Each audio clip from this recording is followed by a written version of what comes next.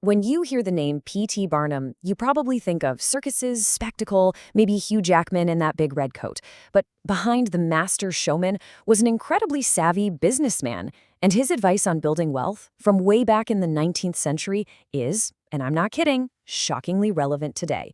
He called them his golden rules for money getting, and they start with a problem that feels very, very modern. And this quote right here, this is the whole thing in a nutshell.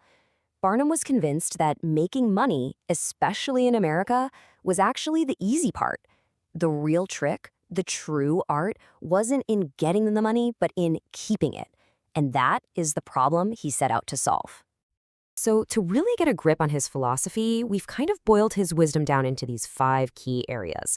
We're going to start with that core challenge, just holding on to your money. Then we'll get into building the right personal and financial foundations, sharpening your business skills, and then wrap it all up with the one principle he believed was the most important of all. Okay, so to really hammer this point home, Barnum actually looked beyond his own wild experiences. He turned to one of the greatest writers of his time, Charles Dickens, and found a character who just perfectly captures that financial tightrope that, let's be honest, we all walk. And there it is. For Barnum, this simple, brutal bit of math is the entire game. The line between happiness and misery is razor thin. It's all about spending just a little bit less than you earn. And yet, he says, this is the very first hurdle where most people just completely stumble and fall. So how do you solve that problem? How do you make sure you're on the right side of that equation? Well, for Barnum, the answer doesn't start in an accounting book or with a budget spreadsheet. Nope. It starts with you. You have to build the personal pillars of success first, because a shaky personal life can never, ever support a strong financial one. And he boils this down to 3 absolutely crucial pillars: picking the right job or vocation, being in the right location, and, of course, taking care of your health. He says if you can get these 3 things right, you've basically built a solid launch pad for everything that comes next. You know, this is such a powerful idea. Barnum was absolutely convinced that you cannot fight your own nature and expect to win. He gave this great example. Trying to force a boy who has 0 mechanical aptitude to become a watchmaker is just a recipe for failure. The kid will be working uphill his entire life, finding any excuse to slack off because the work itself is just repulsive to him. And this brings us to what he saw as the absolute bedrock of success. You can have the perfect job in the perfect city, but if your health is shot, you've got no ambition, no drive, no force.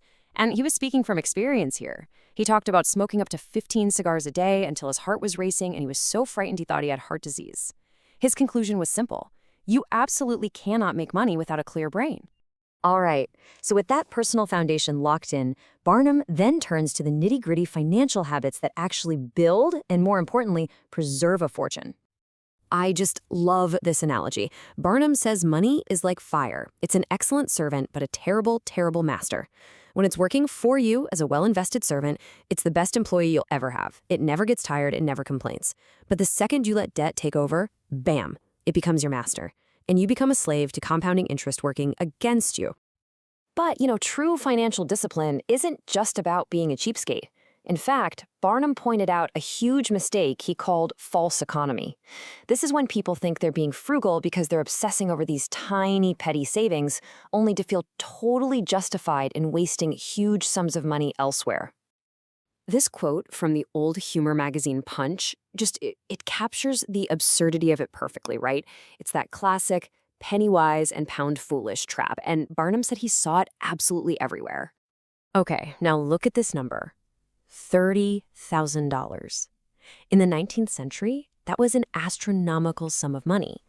What on earth could a single purchase possibly cost that would be worth that much? A mansion? A factory? Nope. It was a sofa. Seriously. Barnum tells the story about a friend who bought one new fancy sofa. But then, of course, the old chairs didn't match, so he bought new chairs. And then the tables looked shabby. Then the carpets. Pretty soon, the whole house felt too small for the fancy new furniture, so we built a new one to match. That one sofa triggered a $30,000 spending spree. It's a perfect 19th century example of what we now call the Diderot effect, where one luxury purchase just spirals into a whole wave of consumption to keep up appearances.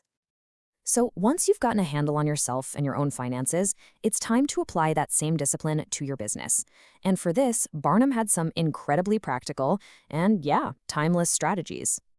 His core principles were pretty straightforward. Focus on one thing and do it well. Advertise relentlessly so people know about it. Treat every single customer with politeness. And never, ever get lured into speculative side hustles that you don't understand. I mean, that sounds like it could have been written yesterday.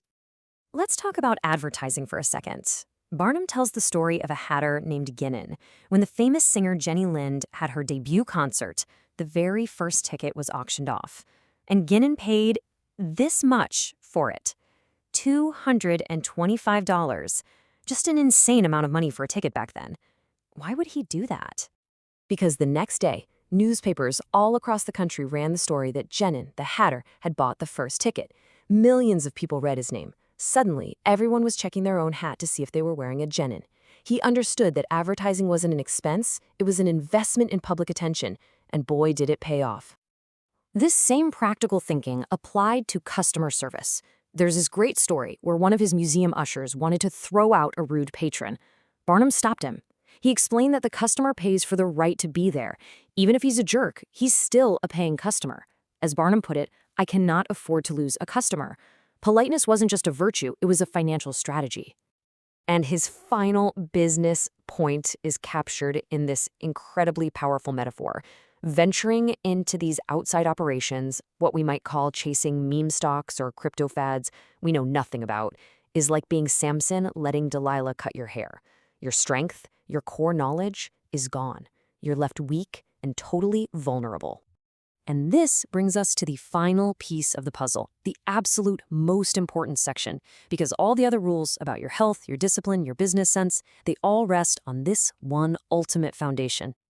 Barnum absolutely hated that old miser's advice to get money, no matter the cost. He didn't just think it was wicked, he thought it was stupid. Why?